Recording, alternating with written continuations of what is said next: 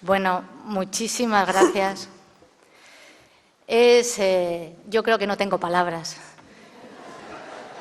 para expresar en público el rato que nos has hecho pasar. Simplemente yo creo que con tus palabras nos has hecho a todos hoy felices, por lo menos en este ratito, y conseguir eso con palabras es muy difícil, Juanjo. Así que muchísimas gracias. Felices de tenerte en la Biblioteca Nacional. Bueno, gracias a vosotros. Ahora vamos a dar la palabra al público. Vamos a abrir un breve, sí que les ruego brevedad, un breve turno de palabras. Sí que les ruego también brevedad en la pregunta para dar posibilidad a cuantas más preguntas puedan, cuantas más personas quieran preguntar, mejor. Si alguien abre el fuego, ya tenemos una en segunda fila. Por favor, ¿le pueden pasar el micrófono?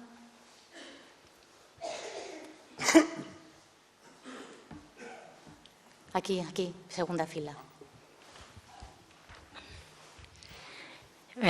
Muchas gracias por su lectura. ¿Cómo tenemos que llamar a los textos que ahora pone semanalmente en El País? Porque antiguamente estaba claro que eran columnas, pero ahora ya no van de arriba abajo. Están orientados, parecen que son vigas, tablones.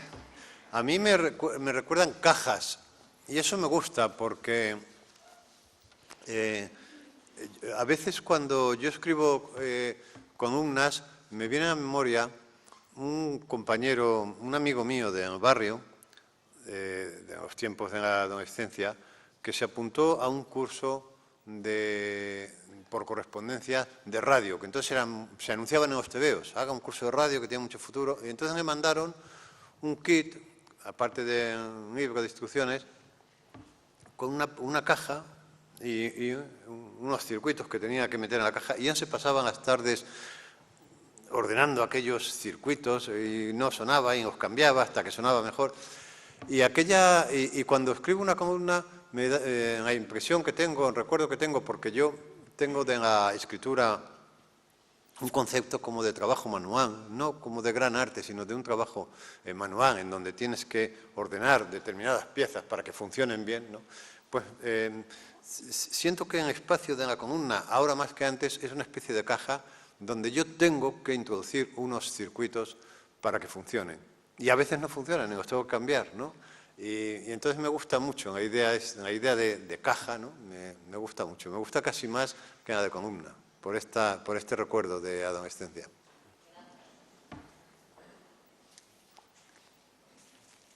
¿Alguien más quiere preguntar?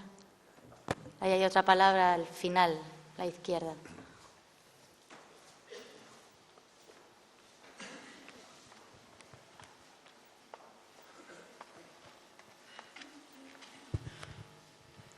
Sí, Juanjo, en El desorden de tu nombre, 1986 me parece que era, 85, ¿eh? Yo tenía una novia que se quedó prendada de esa novela. ¿Por qué? Perdón. Porque decía, empiezo otra vez, decía que en la novela del desorden de tu nombre, que creo que es del 85-86, ¿no? Yo recuerdo porque tenía una novia de aquellas, y fue, la novela iba, creo recordar, de un psicoanalista y de una mujer casada que no sé, que tenía un gran desorden. Quizá el nombre viene de ahí, pero a mí me organizaste la vida, porque esta chica entendió una serie de cosas y se organizó. ¿Por qué el desorden en tu nombre? Cuando la novela no tenía nada que ver con eso, ¿no? Gracias. No he entendido muy bien la pregunta. Yo creo que... Sí, es que he hecho un desorden, precisamente, de palabras. Yo creo que algo de su novia y el título de la novela. Algo yo he entendido algo así. Sí, pero es que no entiendo la pregunta. Sí, ¿Por qué una novela que no tiene nada que ver el contenido con el nombre? ¿Por qué ese nombre, el desorden de tu nombre? La reinterpreto, a ver si yo he logrado entenderla, que tampoco estoy muy segura. Yo creo que usted tenía una novia a la cual le regaló el desorden de su nombre, y no sé, posiblemente por el título de la novela pasó algo o tuvo algo que ver con el contenido. Es lo único que he entendido. Sí, bueno, yo creo que se refería a si el contenido real de la novela tenía algo que ver con el título. ¿Sí? ¿Es esa la pregunta? ¿La puede reformular, por favor? Ahora no voy a preguntar nada, Juanjo. Porque, Sí, es que... después de desordenar la pregunta en la línea de que pretendí y tal, pues sería un pequeño lío. Sí. Pero vamos, en definitiva, para dar un poco salida al asunto. En definitiva, yo leí una novela en el 86, me parece que era el 86, ¿no? En el 86 que se llamaba El desorden en tu nombre, Sí. pero creo que el contenido de la novela, que era de un personaje, de un psicoanalista y de una mujer casada, no tenía nada que ver con el título. ¿Por qué ese título, El desorden de tu nombre? Ah, que no había relación entre el argumento y el título. Exacto. Sí. Pues, Está muy bien, está muy bien. pues ya no me acuerdo mucho.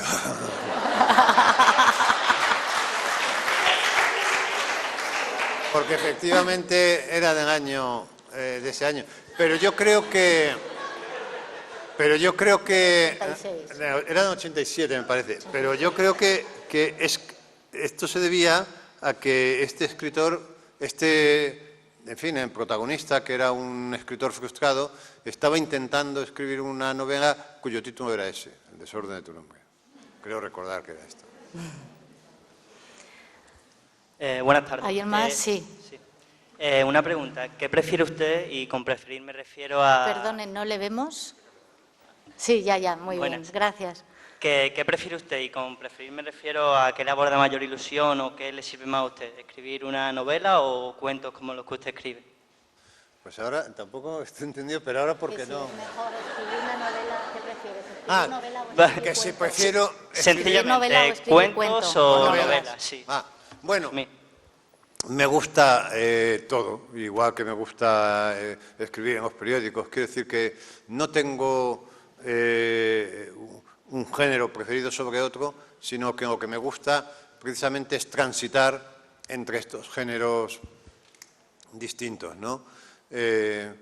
Yo si lo único que tuviera que hacer al levantarme de la cama fuera escribir una novela, la que tuviera entre manos en ese momento, no me levantaría porque me produciría una angustia enorme tener que concentrar todas las energías solamente en esto, ¿no? Y por otra parte, cuando yo estoy escribiendo una novela, pues puedo trabajar en ella, pues como mucho 3 horas diarias. Más no, porque me agoto, ¿no? Hay gente que puede trabajar 8 horas diarias, pero yo más no. Puedo trabajar entre 2, 3 horas diarias en ella. Y claro, el día es muy largo, te quedan muchas horas todavía para terminar el día, ¿no? Y entonces, a mí lo que me gusta precisamente es transitar de un género a otro, es decir, empezar una mañana escribiendo esa novela que tengo entre manos, luego pasar a leer los periódicos, escribir el artículo que tengo que escribir, o preparar una conferencia que tengo que preparar para la semana siguiente, o escribir un cuento, y ese tránsito de un género a otro, enriqueciendo cada género con aquel del que vengo, es lo que me gusta. Es lo que me gusta y además lo que siento que me enriquece, ¿no? Que no me reduce a un espacio único y asfixiante. Sí, aquí. Ahora. ¿Sí? ¿Yo? Vale. Sí. Muchas gracias, Juanjo. Aquí. Sí, yo quiero seguir un poco con las palabras. Me ha encantado la letra A de su diccionario particular y hay una de las palabras que ha expresado que es aborto, que me ha conducido a una palabra que está ahora mismo de moda.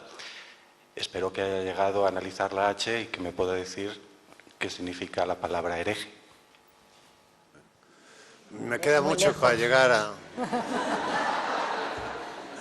Me queda mucho para llegar a la H, pero en fin, seguro que la analizaremos porque el término hereje es un término también que tuvo mucha importancia en nuestra infancia y en nuestra adolescencia porque yo tuve una educación religiosa y era una palabra que se utilizaba muchísimo y era, en fin, en cierto modo, una palabra maldita, ¿no? Nos daban mucho miedo los herejes, ¿no? De manera... es curioso, ¿no?, cómo ahora, al escuchar a estos días, parece que tiene una carga casi cómica, ¿no? pero la carga que tenía entonces era tremenda, era terrible. Sí. Sí, Primero, muchas buenas gracias noches. por sus palabras. Un momento, Y había hay otra una cosa. pregunta bastante habitual que se suele hacer, que es ¿qué libro se llevaría uno a una isla desierta? Yo le pregunto, ¿qué palabra elegiría usted para sobrevivir? Oh, no, no lo sé, porque hay tantas... A mí me gusta mucho antiflogístico. Creo que es una de las palabras más bellas del idioma, pero ha dejado de utilizarse. Es una palabra que venía antes en los prospectos De de medicina. medicina y por alguna razón la han dejado de utilizar, la han sustituido por antiinflamatorio, ¿no? Pero bueno, pues antiflogístico estaría bien. Genial. Sí, el señor del fondo Sí, tenía... Sí, sí. buenas noches. Yo quería preguntarle si cuando inicia la preparación de una novela planifica usted minuciosamente cada detalle, cada parte, la estructura, incluso teniendo en cuenta al potencial lector que pueda leerla, o por el contrario, parte usted de una idea inicial así esquemática, un esbozo, y poco a poco va surgiendo la novela, de tal manera que incluso puede darse el caso que de la idea inicial se cambie a lo largo del proceso de creación y salga otra cosa diferente. Sí. Esa es la pregunta. Bueno, yo en efecto no planifico nada. Cuando empiezo a escribir una novela, nunca sé qué va a pasar en la página siguiente o en el capítulo siguiente. Empiezo a escribir a partir de algo que me obsesiona. Y ese algo puede ser una idea que puede haber provocado una conversación escuchada en un bar o una lectura de periódico o de un libro. Porque sé que cuando una idea me obsesiona es porque contiene algún significado que me concierne. Entonces sé que si me obsesiona, ahí hay algo que seguramente va a ser de enorme interés. Entonces empiezo a escribir a partir de esa idea y voy tirando de hilo. Y naturalmente sucede con mucha frecuencia que a veces a lo largo de la escritura de la novela, pues la idea inicial pues resulta que queda sepultada o, en fin, o pierde interés y en la segunda reescritura a lo mejor desaparece, ¿no? Pero siempre tiene que haber una idea, algo que provoque la escritura, que provoque el arranque de esa novela. No se puede empezar, o yo no puedo empezar por mera voluntad, es decir, voy a escribir algo. No, si no tengo una idea, no puedo empezar. Y por eso yo tengo a veces, a lo largo de mi historia, tengo temporadas de sequía de a lo mejor 3 o 4 años y a lo mejor de repente en 3 años he publicado 2 novelas, ¿no? Bueno, pues porque he tenido la necesidad de hacerlo, ¿no?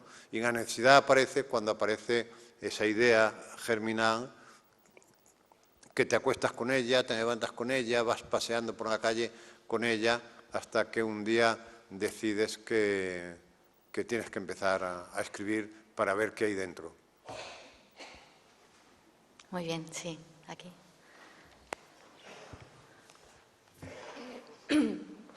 Me gusta muchísimo cómo abordas al niño autobiográfico. Y quería preguntarte si te ha costado mucho llegar a dar con el punto exacto, qué parte hay realmente donde tú te sientes que eres tú o haces autoficción. ¿Cómo llegas a tratar con... y el entorno del niño, ¿no? Es un entorno que parece, si no feliz, al menos en paz, ¿no? Bueno, a mí la niñez me interesa mucho porque es una etapa, digamos, muy misteriosa y es una etapa en la que uno está en contacto con el misterio. En la infancia y también parte de la adolescencia. Es decir, son etapas de la vida en las que uno tiene cierta capacidad para conectar con otras dimensiones de la realidad, ¿no? En cierto modo, el proceso de educación consiste en amputarte de esas capacidades. Los niños muy imaginativos dan miedo a sus profesores y a sus padres. Por eso se emplea tantas veces esa expresión de tienes que poner los pies en la tierra, tienes que tener los dos pies en la tierra, ¿no? Es una etapa de la vida, además, en la que a uno no le da vergüenza decir que no entiende, ¿no? Y por eso los niños perpetran involuntariamente tantos aciertos literarios. Crecer consiste, en alguna medida, en fingir que entiendes, porque realmente yo creo que no llegamos a entender, pero bueno, fingimos que entendemos.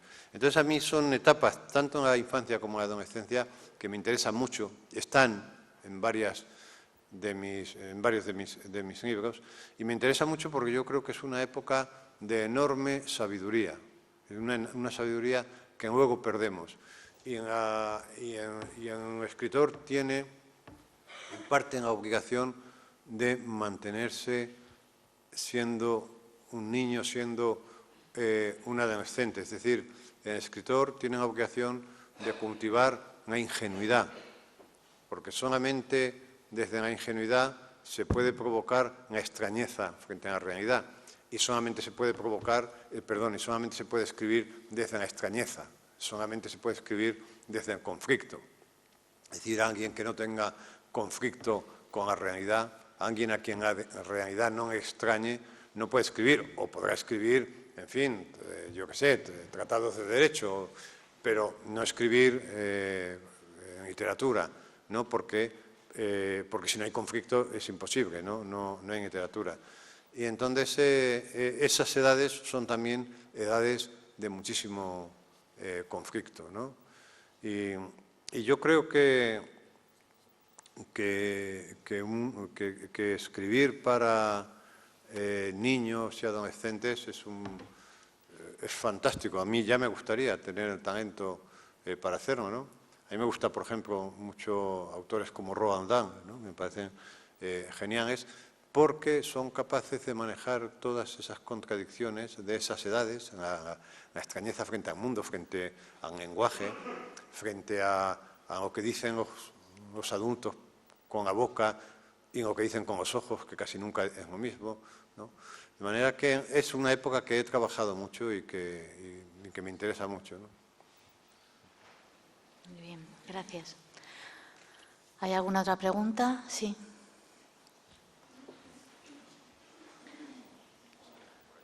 Sí, allí. Creo que era una señora. Y luego aquí hay un señor en la tercera fila. ¿De dónde sacas la inspiración para escribir? ¿De dónde saca la inspiración? Sí, bueno, en la inspiración, como sabe usted, es trabajo fundamentalmente, ¿no? De manera que lo que hay que hacer es sentarse a la mesa y sentarse con disciplina todos los días. Cuando se cultivan géneros como los que cultivo yo, el periodismo, la novela, el cuento, pues estos géneros, sobre todo en periodismo y en la novela, exigen mucha disciplina. Es como ir todos los días a la obra a poner un ladrillo encima de otro, ¿no? A diferencia de la poesía. El poeta se suele decir, y es verdad, que lo más que se puede ser en la vida es poeta, porque a través de los poetas hablan los dioses. Sin embargo, a los novelistas, los dioses no nos regalan nada. Tenemos que ir todos los días a la obra a poner un ladrillo encima de otro, ¿no? Y entonces la inspiración realmente pues es una especie de estado de conciencia que se consigue cuando uno lleva escribiendo 15, 20 minutos o media hora. Es decir, has alcanzado un estado de concentración que te hace poner todas las energías en esto, ¿no? Y eso es lo que la inspiración, trabajo fundamentalmente. Por aquí. ¿Se oye? Sí. Primero, darle las gracias por su disertación sobre la palabra. Segundo,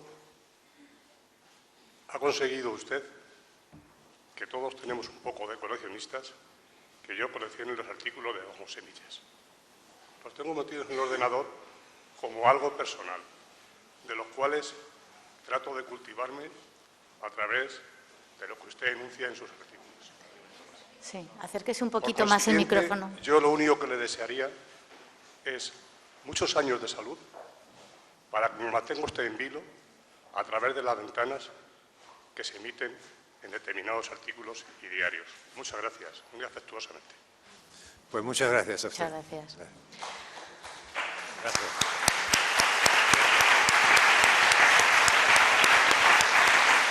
Muy bien. Sí, pues con esto damos ya por concluido el acto. Muchísimas gracias, Juanjo Millás, por estar aquí y gracias a todos ustedes también por este debate que ha estado de verdad muy interesante. Muchas gracias. Gracias. Gracias.